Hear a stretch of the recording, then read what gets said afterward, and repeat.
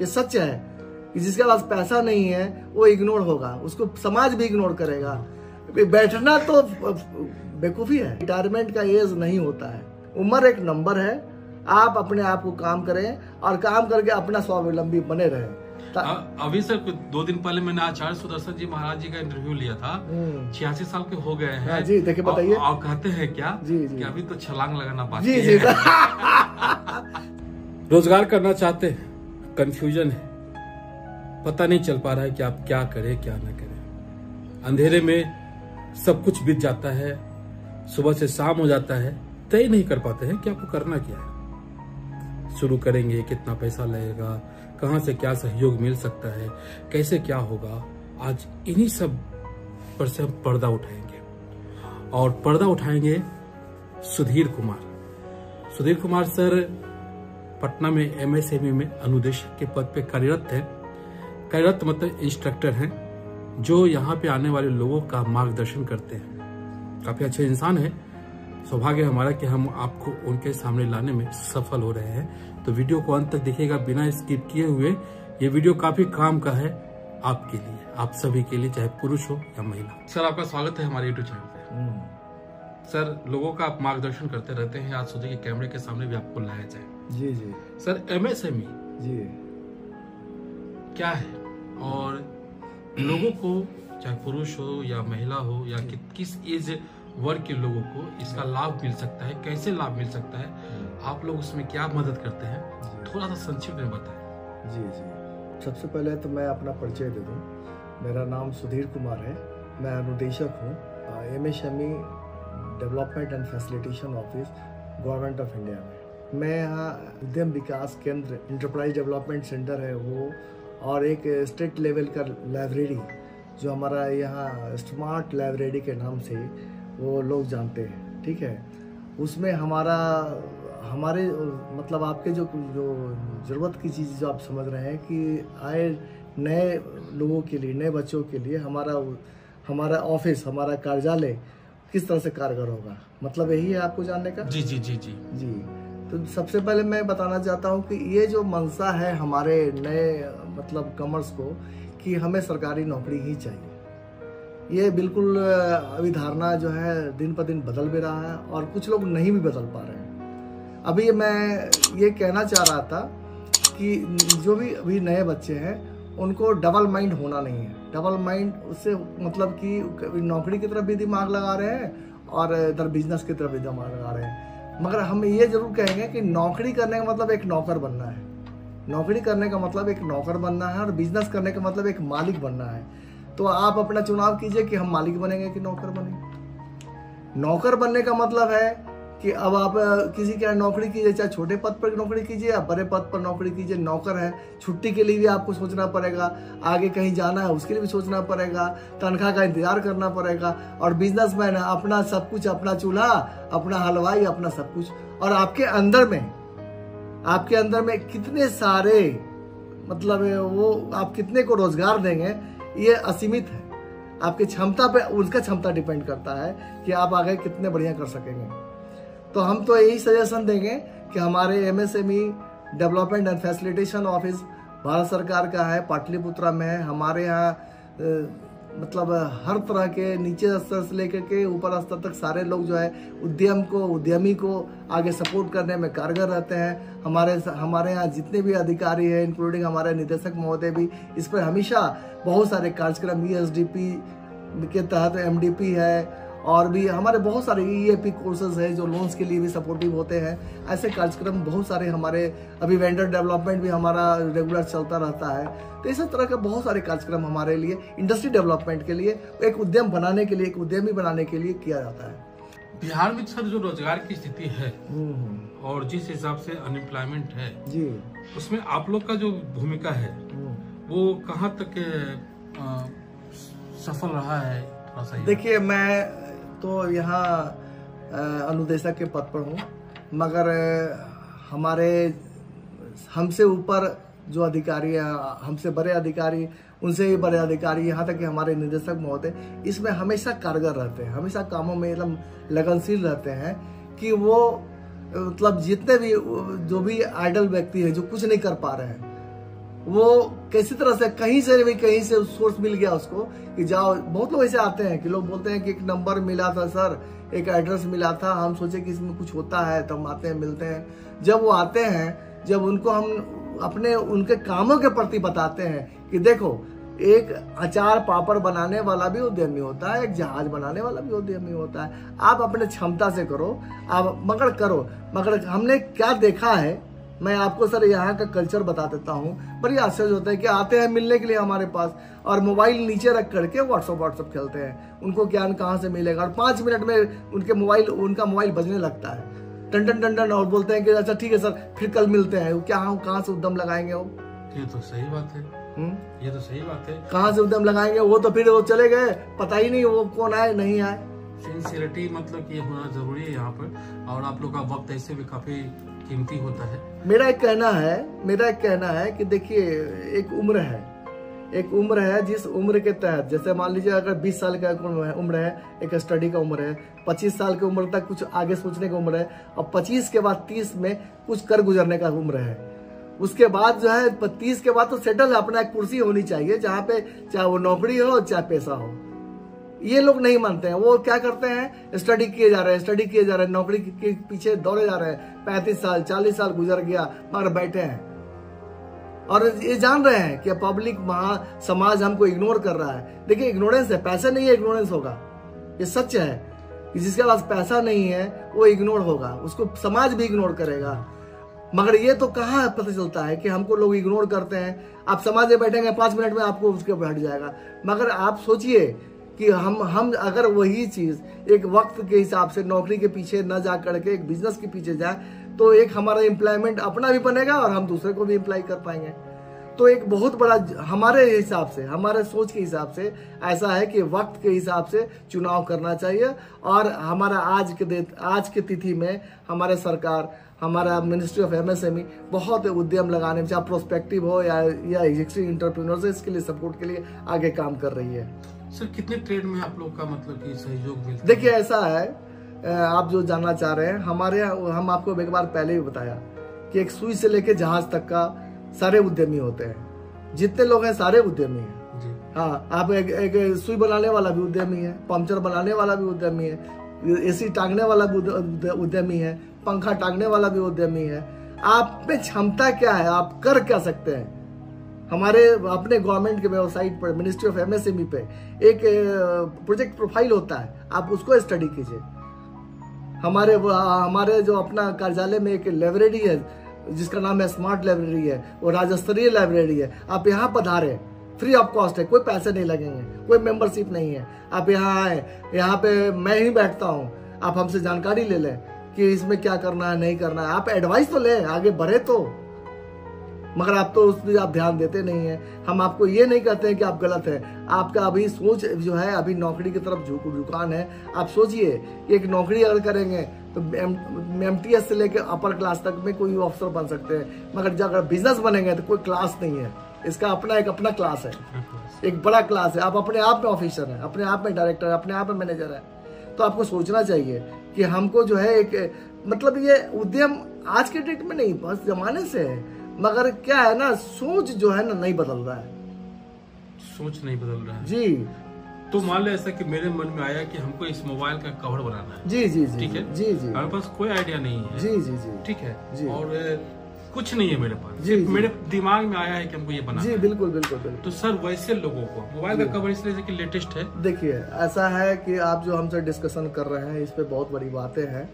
जो मेरा अनुभव कहता है, मैं काफ़ी दिनों से अनुभव में इस कार्यालय में से जुड़ा हूँ, काफ़ी दिनों से मैं इस कार्यालय में काम कर रहा हूँ, और जो मुझे अपना एक अनुभव है कि जो आप जैसे कहा कि हमको मोबाइल कवर बनाना है, तो सबसे पहले देखिए आप सोचिए कि कोई भी काम करने के लिए एक खाका तैयार करना पड़ता है। उस खाके को हम लोग टेक्निकल लैंग्वेज में, अपने उद्यमी भाषा में कहिए, अपने ऑफिशियल लैंग्वेज में कहिए, उसको हम लोग प्रोजेक्ट प्रोफाइल बोलते हैं। हम प्रोजेक्ट प्रोफाइल तैयार करेंगे। प्रोजेक्ट प्रोफाइल अगर नहीं जान रहे हैं, नहीं समझ रहे हैं, प्रोजेक्ट प्रोफाइल के बारे में हमारे लाइब्रेरी में है, हमारे पास बहुत सारे प्रोजेक्ट प्रोफाइल हर तरह के हैं। अगर वहाँ भी नहीं समझ में आए, हमारे अपने गवर्नमेंट के वेबसाइट पर, मिनिस्ट्री ऑफ एमएसएमई में के वेबसाइट पर, डीसी ऑफ एमएसएमई के वेबसाइट पर भी मिलेंगे। आप उसको प्रोजेक्ट प्रोफाइल को देखिए। ऐसा भी हो सकता है कि आप जैसे अब कवर बनाना चाह रहे हैं, तो कवर जो बनाना चाह रहे हैं उसका प्रोजेक्ट प्रोफाइल स्पेशली ना हो, तो आपको मैं बताता हूँ एज ए इंजीनियर, मैं एक इंजीनियरिंग टॉपिक्स के पॉइंट ऑफ व्यू से बताता हूँ कि हमारा जो प्रोजेक्ट प्रोफाइल बनाने का एक तरीका जो होता है, उसका तरीका है कि जो प्रोजेक्ट प्रोफाइल बनते हैं ना, उसमें सारे यूनिट्स को पहले देख लें। Name of entrepreneur, name of enterprise, address of enterprise, investment, types, quality, तो दूसरे का जो है वो देख करके आप उसको कंपेयर करके, ऐसे भी हमारे यहाँ जो है जितने प्रोजेक्ट प्रोफाइल होगा वो सर्वे किया रहता है, ठीक है, वो सर्वे प्रोफाइल होता है और आपको उसके हिसाब से बनाना है। जैसे प्रोफाइल क्या है, सर्वे है, तो होता है क्या कि मान लीजिए 1 बीघा में 1 करोड़ रुपए का इन्वेस्टमेंट में 100 आदमी काम कर रहा है, ये प्रोजेक्ट बता रहा है उसमें, और वो 5 साल पहले है। अब हमको प्रोजेक्ट प्रोफाइल बनाना है, लोग कंफ्यूज बहुत बड़ा समझ लेते हैं, कैसे बनेगा नहीं बनेगा, हम सीए के पास जाएं, कहाँ जाएं, और हैं इंजीनियर, हैं बड़े पढ़े लिखे हैं, एमबीए मास्टर डिग्री सब किए हुए हैं, नहीं गड़बड़ा रहे हैं, क्यों गड़बड़ाना है? तो क्या भाई, तो मेरे पास तो सर 1 बीघा जमीन है नहीं, हमारे पास तो 10 कट्ठा है। अरे भैया 10 कट्ठा है तो 10 कट्ठे में प्रोजेक्ट प्रोफाइल बनेगा। आपको थोड़ा सोचना है कि जैसे ही वो 1 बीघे में अगर मान लीजिए 100 आदमी है, तो हमको 10 कट्ठे में 50 आदमी होगा, मैन पावर उसमें होगा। 1 बीघे में अगर हमारा इन्वेस्टमेंट 1 करोड़ का होगा, तो एकदम स्वाभाविक है कि 10 कट्ठे में उसका 50% होगा।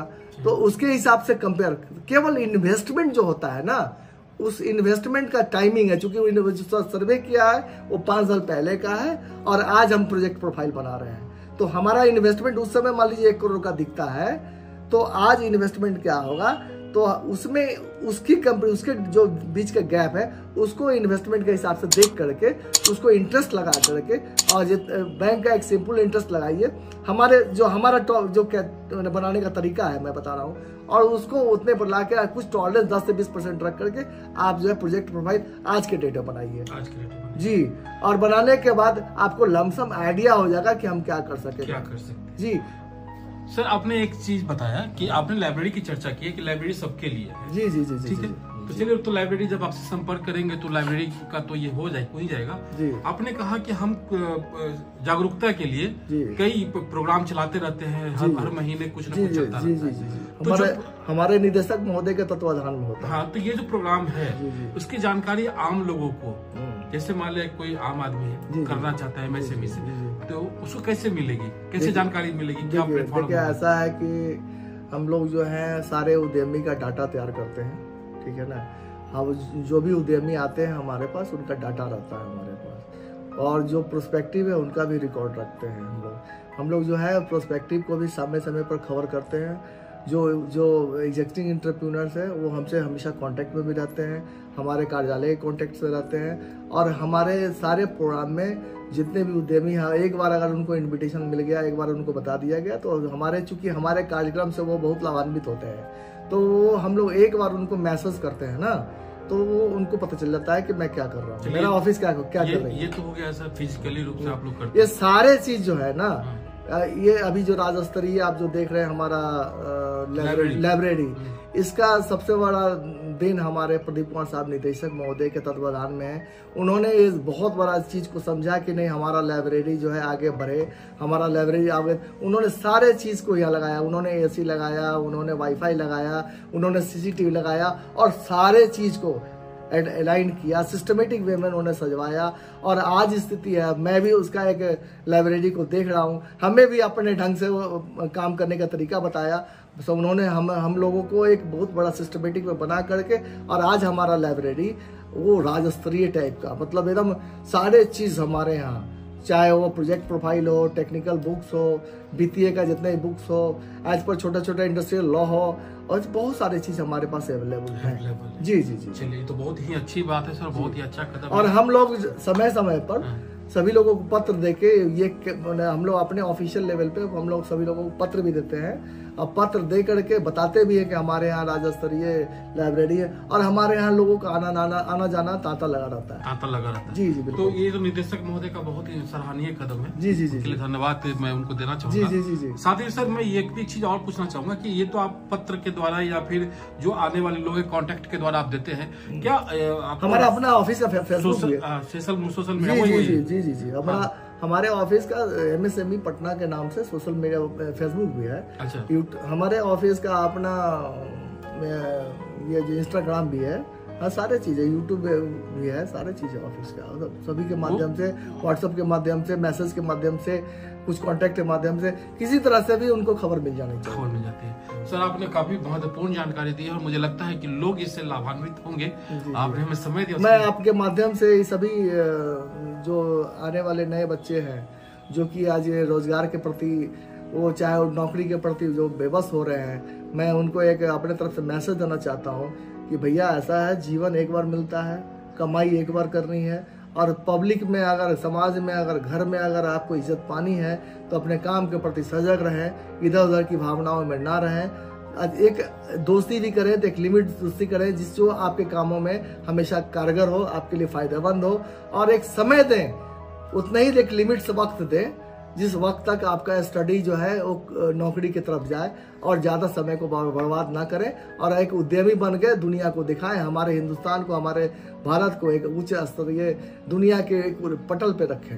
धन्यवाद। अच्छा सर, एक लास्ट सवाल सर, मैंने एज की बात कर दी थी शुरुआत में, तो उसकी क्या एज होता है इसमें MSME से ये करने के लिए? तो कोई बैरियर भी है इसमें? कोई बैरियर नहीं, 18 के बाद। 18 के बाद मैक्सिमम का कोई अंत है, हम ही है।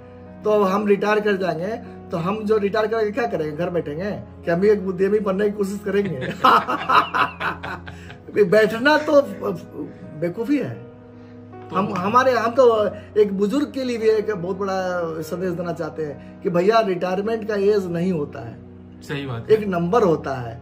आप अभी लोग कहते हैं ना, बहुत लोग कहते हैं, हमारे पिताजी को भी कहते हैं, हमारे पापा को लोग कहते हैं कि थोड़ा तो बहुत उम्र हो गई बा, अब तो कोई क्या कर, वो कुछ होबे नहीं करता। नहीं, ऐसा नहीं है।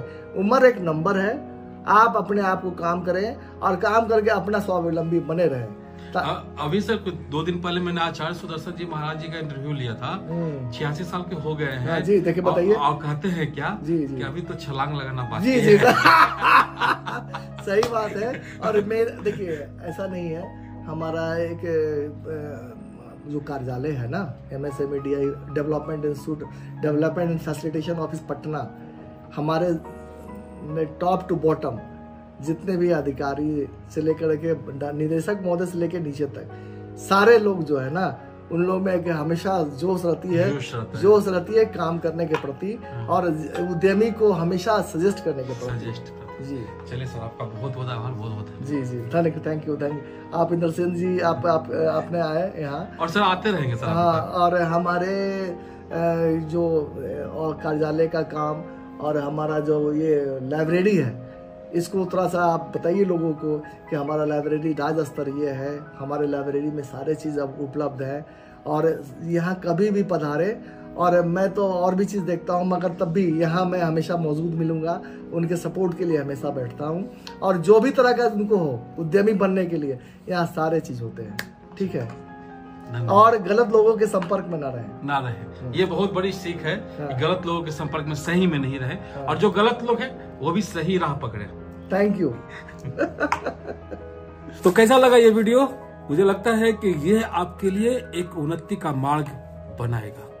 करने की इच्छा अगर आपके मन में है, चलने की चाहत आपके मन में है, तो सफलता आपके कदम चुमेगी। और मदद करने के लिए आपको राह दिखाने के लिए सुधीर सर जैसे लोग हैं। आइए, यहाँ पे लाइब्रेरी है, उसका भी लाभ उठाइए, उनसे मिलिए, सुधीर सर से मिलिए, और उनका लाभ उठाइए जो आपका मार्गदर्शन करेंगे। तो फिर मिलेंगे किसी और एपिसोड के साथ। इनसे का नमस्कार। जय भारत, जय बिहार, जय हिंद।